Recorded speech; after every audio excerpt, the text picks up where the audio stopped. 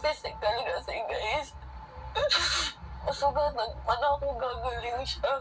Pero yung emotion ko, wala nang makakapag ko guys.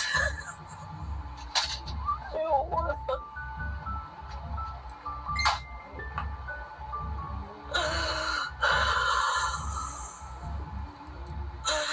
Hindi ako pwedeng mag-isa.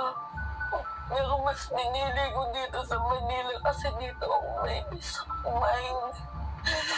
Gusto kong makasama yung magulang ko pero ayoko umuwi sa amin kasi mas nasasaktan ako pag nandun ako sa mga problema, mga trauma na naranasan ko.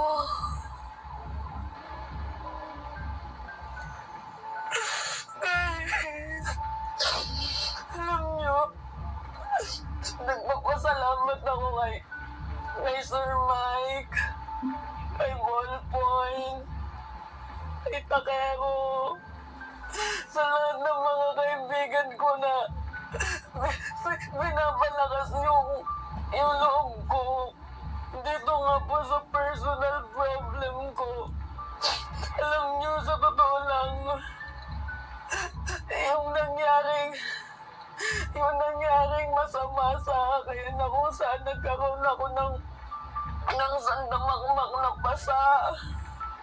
Natrauma ako sa pag-ibig. Dati na talaga nila akong pinapayuhan na wag yan. Kasi tinry niya na i-hack yung account ko. Si Takero ang umayos nun. Tinulungan ako ni Boss Mike. Alam nyo, matagal na sana akong wala dito sa YouTube. Gumawa na naman sana ako ulit ng panibagong account. Dahil sa kagagawan ng putangin ng ex ko na yan. Si Takero ang umayos ng account ko. Pero kahit ginawa niya sa akin yun, pinatawad ko pa din yung lalaking yun. Pumunta pa kami ng Palawan. Lahat sagot ko kasi ganun ako magmahal eh.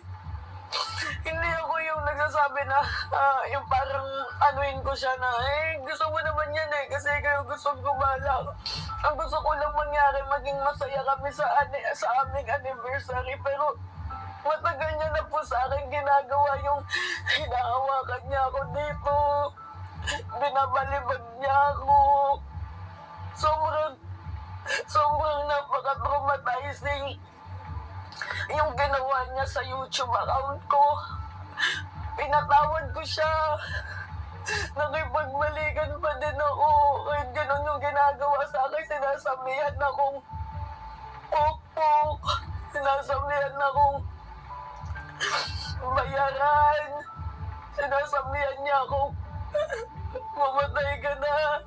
Alam niyo guys, may honest sa Diyo. Itong gamot na iniinom ko. Huwag mong isipin na ang pag-inom ng gamot sa pananakit ay makakatanggal ng pamamanhid sa kamay at paa. Ang tunay na dahilan. Yan, yung Rivotril, Escitalopram, tapos yung mga medical ko, nagpa-neuro, nagpa-psychiatrist na ako. Kasi umaabot sa punto na 3 araw na akong hindi nakakatulog sa nakaisip kung bakit ganito nangyari sa akin. Kung bakit ako ginanito. Dinadawit ako sa mga issues niya. Hindi niyo alam yung pinagdaanan ko guys kasi kinikip ko lang yan. Ayaw ko kasing magmukhang nakakaawa ko kasi personal problem ko to. Pero since na-open ko na siya sa aking mga kaibigan, tapos kinontent na din nila, gusto kong magpasalamat sa mga taong laging nandyan para sa akin, especially sa'yo, Boss Mike. Sobrang papasalamat ko tapos one call away si Ballpoint man kapag mayroon akong problema, tinatawagan ko siya. Malboy, ganito na yung nangyayari sa akin. Umiiyak ako. Ang akala lang ay mamatapang ako, pero hindi yung totoo. Kasi ang tunay na matapang, kahit sa personal, di ba dapat lumalaban? Eh, hindi ako ganun eh.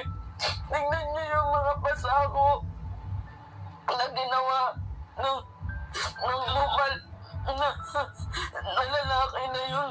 Buti na lang yung kaibigan ko.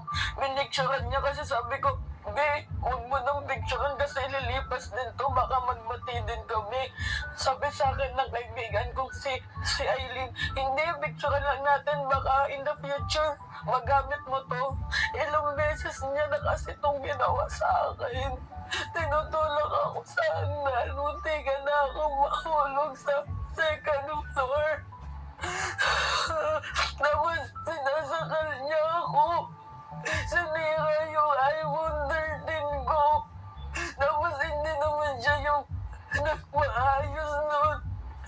Ang dami kong traumatic experience kaya dati gusto ko, diba, doon sa probinsya. Dati gusto ko doon kasi mas peaceful yung life ko. Pero nung nakilala ko yun, yes, nung una, aminado ako na okay yung relationship, nagtitiktok pa nga kami, pero habang tumatagal, mas nagiging toxic. Hanggang sa, eto na, ayoko na umuwi dun sa amin kasi natatakot ako na baka lahat ng lalaki na nandun sa Samar, ganun din. Kaya nandito ako sa Manila, mag-isa. Eh, hindi nga ako pwedeng mag-isa.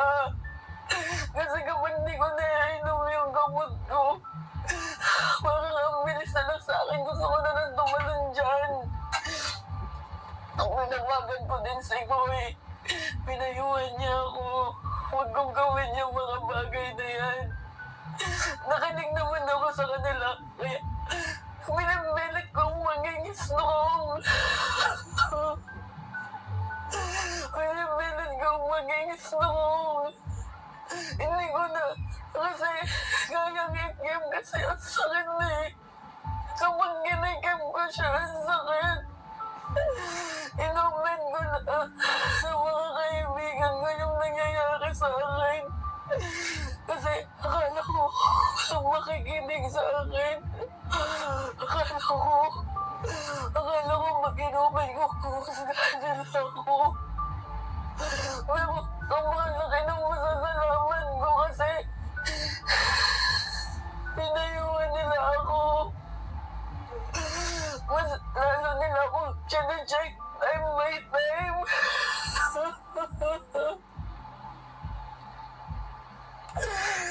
Akala ko wala na akong mga sa buhay. Ito yung mga natamo ko sa kanya. Ayan, ipapakita ko sa inyo. Yan, tingnan nyo. Bakit sa paa? Madami magtatanong. Kasi hinihilan niyo po yung buho ko. Tapos alam niyo yung nangyayari sa akin. Habang hinihilan niyo yung buho ko, syempre nakahiga ako. Yung paa ko po, yung tuhod ko po, yung natatamaan. Noon po sa kalye. Tapos napapahiga po ko noon sa amin. Nung fresh gata, may 5 siram Grabe, size. ano? Kaya walang fresh gata. Use Sunsilk Smooth and 5 times smoother. Grabe yung nangyari pala kay Mima Alicia. Sinasaktan pala siya ng kanyang ex. Ganun ako tratuhin. Tapos, ano ba? Tingnan niyo. Ano ba? Yan, sobrang dami. Sobrang dami. Yan ba yung sa kamay ko? Yan ba yung pinakamalaking sugat ko? Tapos, gumawa naman kami ng kasunduan. Hindi ko na lang po ipapakita. Pero, meron pong perma yan ng ng naglalaking yun. Ang akala ko, hindi niya na uulitin. Pero inulit niya pa din. Pumunta sa bahay, may dalang kutsilyo. Yung kaibigan ko, muntik niya pang saksakin.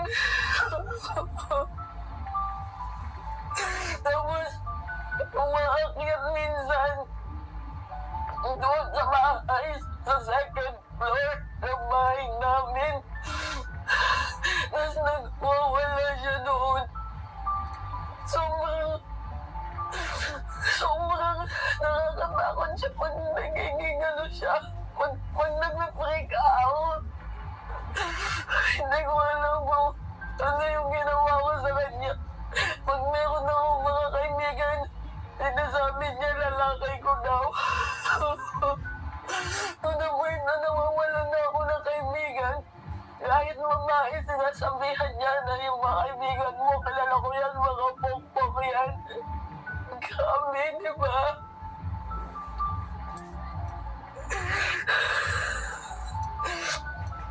Hindi lang yan yung napicturean ng kaibigan ko. Madami pa. Kaya mas pinili ko. Kahit dito sa Manila, hindi ko kaya mag-isa kasi wala yung magulang ko. Pero parang sa best of my pumunta ako dito ako nag-stay. May time na nag-a-attempt na ako na mawalan. May mga times na ganun yung nangyayari na sa akin. Pero pinipilit ko maging strong kasi kailangan yung magmakatatag kasi itong problema na sabi nila nilibas din yan. And yes, nasa legal process na itong case na to. Nasa legal process na siya. And I hope na yung iba pa nating mga kaibigan sa government tulungan ako dito sa kasong ito kasi bukod sa ako na ngayon na agrabyado, ako pa yung binabaliktad at binasuhan din ako nila. Hindi naman ako natatakot doon. Ang tanong ko lang kasi, bakit? Diba? Ako na ngayon agrabyado dito. Ako na ngayon nasaktan. Ako na ngayon bakit kailangan pa akong baliktarin ng taong yun. Wala kasi ako mapag-openan.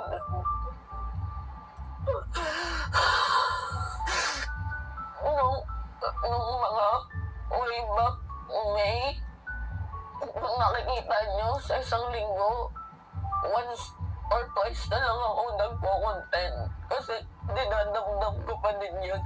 Paulit-ulit ko kasi siyang pinapatawan, guys. Paulit-ulit. Kasi kala ko magbabago hanggang sa hindi ko na nakayanan. Nung nakipaghiwalay ako, mas lalo akong ginugulong. Gumagawa ng fake account. Makasirain ako. Hindi ako pinapatigil. Hindi ako tinitigilan.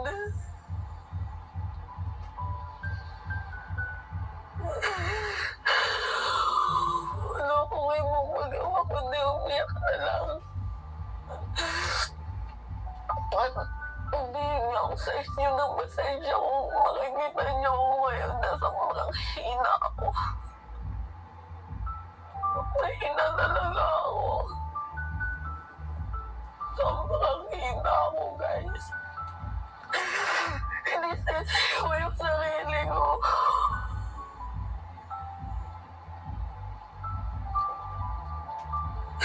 Inisisi ko yung sarili ko.